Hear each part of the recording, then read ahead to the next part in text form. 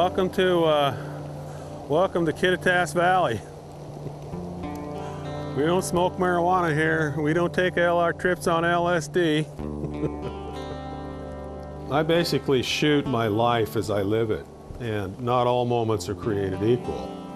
You know, you go to the dentist, I don't want to photograph that.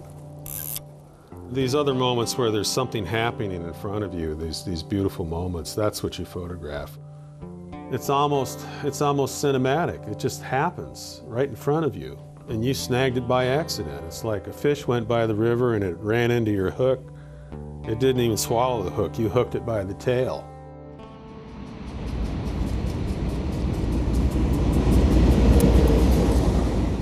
I had always just been shooting, and to this day I shoot all the time. It's like being a drug addict, I suppose. These trains are so long you can actually reload your camera. I sort of stumbled into photography by accident because I never considered it much of... I always thought photographers were idiots. And I'm beginning to wonder once again, maybe it's true. I went to the University of Washington and I got out of school in '68 and I just started shooting. Most of my career, if you call it that, I never was born with a career gene, was in Seattle because I went to school there, my friends were there, my family was there. But I think it's the last 10 years, it's changed radically. There's no art market. It's changed. I just wasn't happy living there anymore. So I moved to Roslyn. I feel totally free. I'm not stuck in traffic, and I can, you know, there's plenty of material for me to work with here.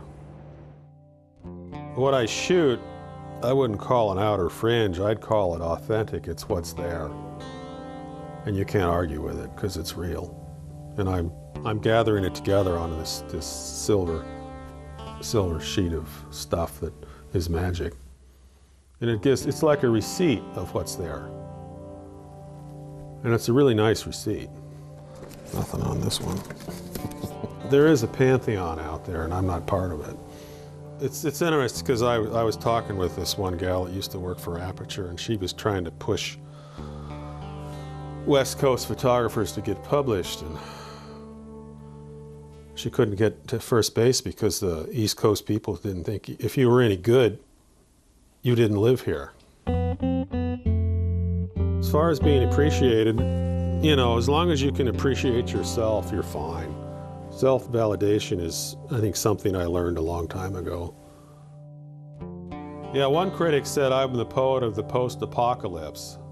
I guess I'm there after everything happened and everyone's gone home. That's when I show up, because there's still residual ghosts around. My favorite thing about photography is looking out the window and deciding to go.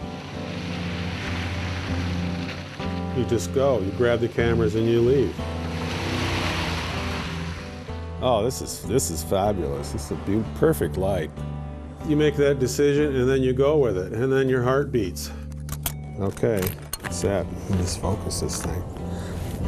As far as leaving a legacy of work, well, the work is there. I never planned on this. I think I mentioned before I wasn't born with the gene for having a career. Because when I went through art school, you did it out of the purity of your heart. You just did it because you loved it, and you couldn't, basically, and you realize as you get older, you can't stop.